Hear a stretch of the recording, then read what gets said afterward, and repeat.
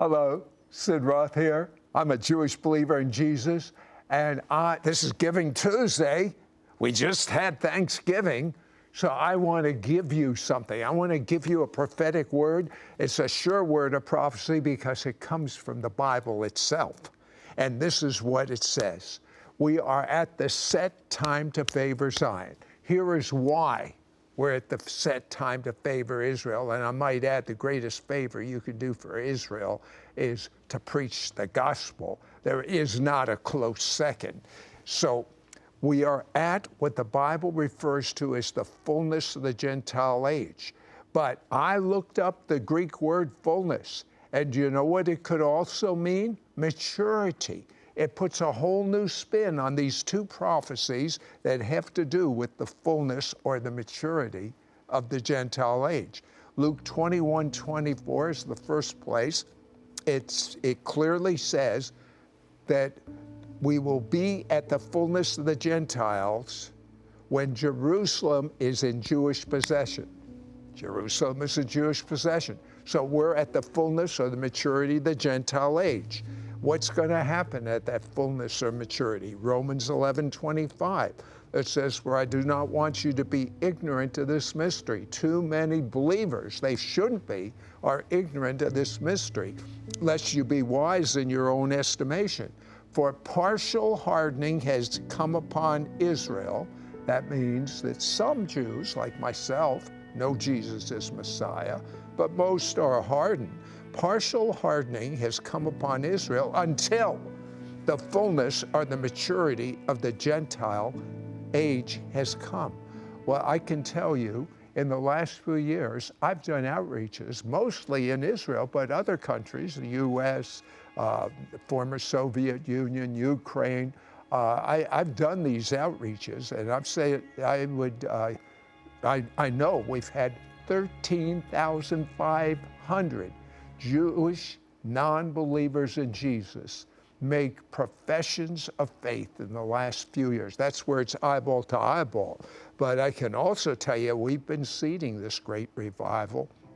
The main book we're sending out is They Thought for Themselves.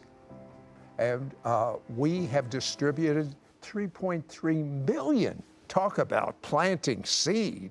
And 2.2 million have been mailed to people throughout North America, and 1 million have been mailed to Muslims. Talk about seeding this great move of God's Spirit.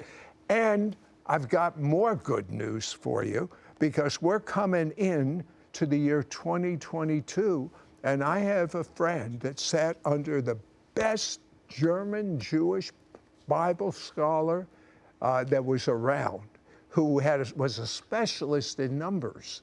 And what he said is the year 2022, this is what it means.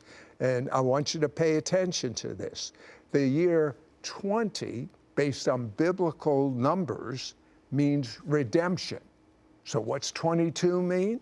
It means God's light. What is God's light? God's glory, God's presence. So in 2022, there will be a release of the glory of God that is going to be the catalyst for the greatest outpouring of God's Spirit in history. We are positioned through television. We have a network that covers every home in Israel that owns a television set. We're on every smartphone in the world and computer in the world with a 7-day-a-week, 24-hour-a-day network. We are doing humanitarian work because God believes in humanitarian work. But we're doing the greatest of humanitarian work, telling Jewish people that there's one God for the whole world. He's the God, his eternal name is the God of Abraham, Isaac, and Jacob.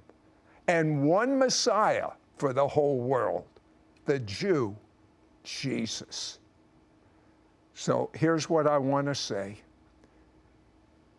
If you participate in Giving Tuesday in good ground, expect good seed to be harvested.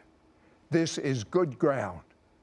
And we are ready and able, because my next big outreach, where I'm eyeball to eyeball, is going to be in the land of Israel. When? In the year of the glory harvest, 2022.